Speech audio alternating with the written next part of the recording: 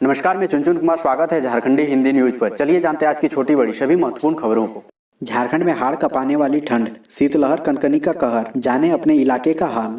हिमालय के क्षेत्र में लगातार बर्फबारी हो रही है और इस कारण वहां से आने वाली सर्द हवाओं से राजधानी रांची समेत पूरे झारखंड में कड़ाके की ठंड पड़ रही है। रांची में कनकनी बढ़ गई है। राज्य के दूसरे जिलों का भी ऐसा ही हाल है। इन सर्द हवाओं का असर गढ़वा, पलामू, चतरा, कोडरमा, हजारीबाग, गिरिडीह, धनबाद और रांची में सबसे ज्यादा देखने को मिल रहा है। वहीं रांची से सटे कांके में सोमवार की न्यूनतम तापमान 6 डिग्री रिकॉर्ड किया गया। झारखंड के जेलों में बहाल होंगे 400 पूर्व सैनिक, पहले दिन 77 का चयन। झारखंड के जेलों में कक्षपालों की कमी को पूरा करने के लिए भूतपूर्व सैनिकों को अनुबंध पर बहाल किए जाने की प्रक्रिया शुरू कर दी गई है। भूतपूर्व सैनिक कक्षपालों की बहाली के लिए प्रतिभागियों का साक्षात्कार जेपी केंद्रीय कार्यालय में किया जा रहा है। इसके लिए जेल आईजी वीरेंद्र भूषण के द्वारा 6 सदस्यीय अधिकारियों की एक टीम गठित किया गया है। बताया गया कि राज्य के जेलों में कक्षपालों की कमी को पूरा करने के लिए 400 भूतपूर्व सैनिक कक्षपालों की बहाली अनुबंध पर की जा रही है, जिसमें 21 दिसंबर को लोकनायक जयप्रकाश नारायण केंद्रीय कारा में आयोजित पहले दिन के साक्षात्कार में 77 भूतपूर्व सैनिकों का चयन किया गया। अगली साक्षात्कार 5 जनवरी को होगा। धनबाद में ऑटो चालकों की हड़ताल, लोगों की बड़ी परेशानी, पैदल ही चलने को मजबूर हुए यात्री। किराया तय करने की मांग को लेकर धनबाद जिले के ऑटो चालकों ने मंगलवार को अनिश्चितकालीन हड़ताल कर दिया। इससे राहगीरों को काफी परेशानियों का सामना करना पड़ा। रेलवे स्टेशन और बरटाण बस स्टैंड से घर की ओर लौटने वाले लोग पैदल या फिर कार रिजर्व कर घर पहुंचे। बताते चले कि सोमवार को किराया निर्धारण पर किसी तरह का निर्णय नहीं होने पर ऑटो चालकों ने मंगलवार से अनिश्चितकालीन हड़ताल की घोषणा कर दी। ऑटो यूनियन ने किराया निर्धारण और अन्य मांगों के संबंध में एसडीओ को आवेदन दिया था। इसमें सोमवार तक बैठक करने का समय दिया गया था, लेकिन इस मुद्दे पर कोई बात नहीं हुई। इसके बाद ऑटो चालक हड़ताल पर चले गए। 15 खिलाड़ियों की टीम 15वीं झारखंड राज्य यूनियन एथलीट चैंपियनशिप के लिए रवाना। झारखंड राज्य एथलीट संघ के तत्वाधान में राज्य स्तरीय प्रतियोगिता होटवार रांची में आयोजित की जाएगी। जामताड़ा के खिलाड़ी रांची में होने वाले प्रतियोगिता में अपना प्रदर्शन करेंगे। 15वीं झारखंड राज्य जूनियर एथलेटिक्स चैंपियनशिप कोविड-19 के कारण सरकार के निर्देश का पालन करते हुए आयोजित किया जाएगा। बताया गया कि भारतीय एथलेटिक्स संघ नई दिल्ली के निर्देश के आलोक प्रतियोगिता का आयोजन किया जा रहा है। आयोजित प्रतियोगिता में शामिल होने के लिए 15 खिलाड़ियों का दल रांची के लिए रवाना हुआ।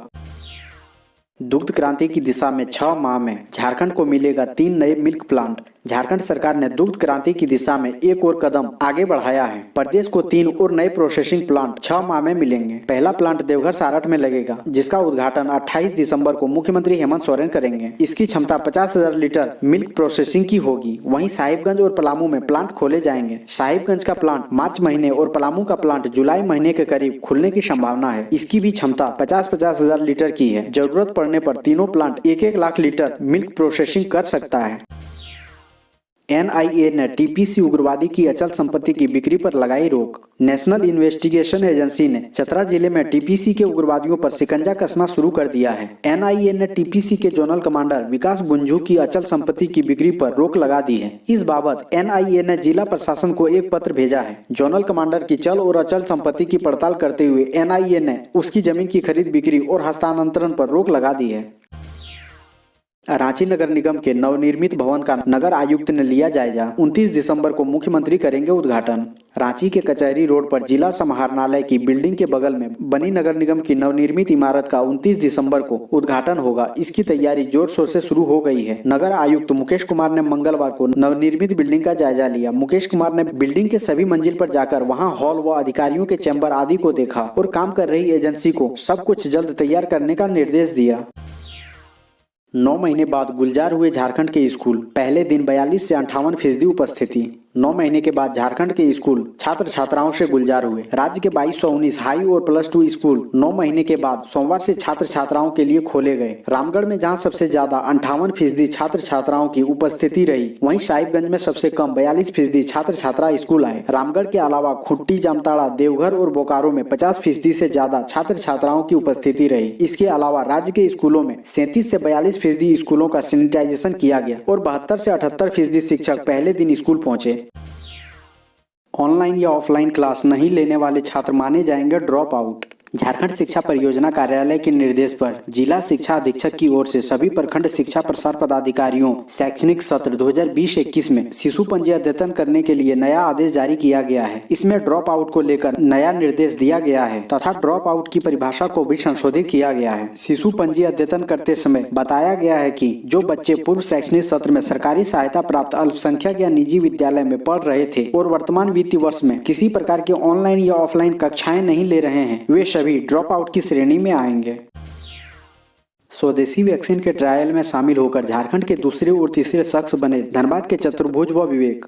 कतरास के समाज सेवी अंकित राजगढ़िया पटना एम्स में तीसरे और अंतिम चरण के वैक्सीन ट्रायल में शामिल होने वाले झारखंड के पहले शख्स थे। उनसे प्रेरित होकर मुराई डी के विवेक बर्नवाल और केंदुआ के चतुर्भुज कुमार ने भी वैक्सीन ट्रायल में हिस्सा लिया। पटना एम्स में कागजी प्रक्रिया पूरी करते हुए चतुर्भुज व विवेक ने सभी शर्तों के साथ देश हित में खड़े रहने पर अपनी सहमति जताई थी। पटना एम्स द्वारा दोनों युवकों को दिए गए फॉर्म में स्पष्ट रूप से बताया गया कि वैक्सीन का नुकसान शरीर पर पड़ सकता है। यह सब जानते हुए भी दोनों ने सोमवार को अपने शरीर पर वैक्सीन ट्रायल की अनुमति दी।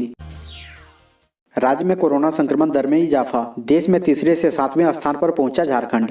राज्य में कोरोना संक्रमण दर बढ़ रही है। 13 से 20 दिसंबर के बीच राज्य में कोरोना पॉजिटिविटी रेट 1.15 पर पहुंच गया है। इसके साथ ही झारखंड कोरोना संक्रमण रेट में देश में तीसरे स्थान से बढ़कर 7वें स्थान पर पहुंच गया है। इससे पहले 7 से 13 दिसंबर के बीच राज्य में पॉजिटिविटी रेट मात्र 0.77 दर्ज की गई थी, जो कि बिहार और असम के बाद सबसे कम थी। ऐसे में आशंका जताई जा रही है कि बढ़ती ठंड के कारण कोरोना संक्रमण केस में इजाफा हो रहा है। रेल यात्री ध्यान दें, ये ट्रेनें कर दी गई है रद्द, कई का मार्ग बदला।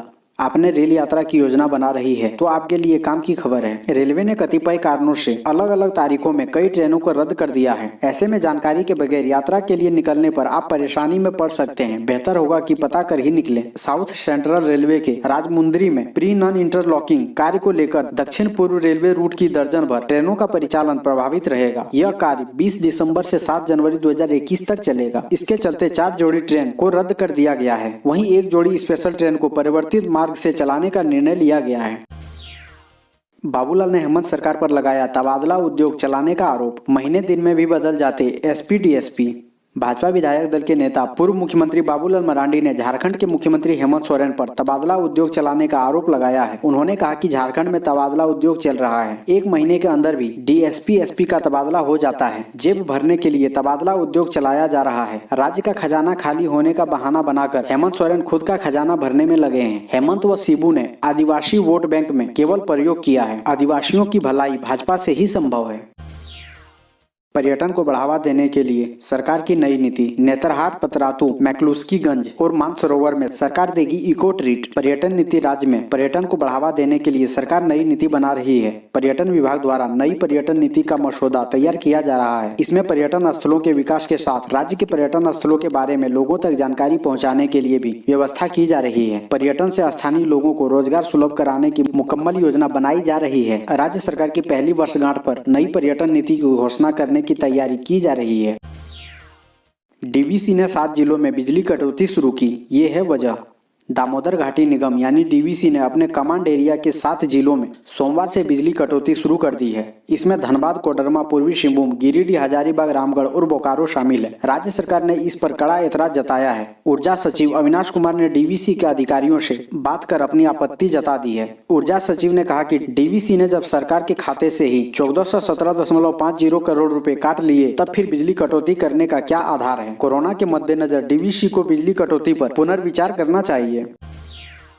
नवंबर के अंतिम सप्ताह की तुलना में दिसंबर के तीसरे सप्ताह में कोरोना के 0.47% मामले बढ़े। झारखंड में नवंबर के अंतिम सप्ताह की तुलना में दिसंबर के तीसरे सप्ताह में कोरोना के मामले बढ़े हैं। स्वास्थ्य विभाग की साप्ताहिक रिपोर्ट के अनुसार कोरोना के मामले 0.47% बढ़े हैं। 23 से 29 नवंबर तक 0.63% की दर से कोरोना संक्रमित मिले थे। तब 2,40,005 सैंपल की जाँच हुई थी और 1515 कोरोना संक्रमित मिले थे। इस सप्ताह यानी 14 से 20 दिसंबर के बीच कुल 1,31,323 सैंपल की जांच हुई और 1515 संक्रमित मिले, जो कुल जांच का 1.15% है। जांच कम होने के बावजूद 0.47% मामले बढ़े हैं। बायोटेक का दावा, कोरोना वायरस म्यूटेशन को खत्म करने वाली वैक्सीन 6 हफ्ते में बना लेंगे। कोरोना वायरस के नए स्ट्रेन यानी बदलते हुए रूप ने पूरे विश्व को खौफजदा कर दिया है। कई देशों ने अपने सीमाओं को सील करने की वकायदा शुरू कर दी है। भारत ने भी कोरोना वायरस के इस नए खतरे से निपटने के लिए रणनीति तैयार कर ली है। इस बीच बायोटेक ने अच्छी खबर दी है। बायोटेक ने दावा किया है कि वह कोरोना वायरस म्यूटेशन को खत्म करने वाली वैक्सीन 6 हफ्ते में बना सकते हैं, इसलिए लोगों को घबराने की बिल्कुल भी जरूरत नहीं है। शिक्षकों को ईमेल भेजकर कुलपति के नाम पर मांगी जा रही आर्थिक मदद, साइबर पुलिस ने शुरू की जांच। विनोद विहारी महतो कोयलांचल विश्वविद्यालय में लगभग 3 महीने बाद एक बार फिर ईमेल के माध्यम से शिक्षकों से आर्थिक मदद मांगी जा रही है। उनसे व्यक्तिगत संपर्क करने को कहा जा रहा है। इस बार कुलपति के नाम पर शिक्षकों को ईमेल भेजकर सहयोग करने को कहा गया है। इससे विश्वविद्यालय व कॉलेजों का माहौल एक बार फिर गर्म हो गया है। इसे कुलपति डॉक्टर अंजनी कुमार श्रीवास्तव ने गंभीरता से लिया है। उन्होंने धनबाद साइबर थाना को इसकी जानकारी देकर कार्रवाई की मांग की है। बता दें कि सितंबर माह में भी इसी तरह का फर्जी ईमेल प्रकरण विश्वविद्यालय में सुर्खियों में था।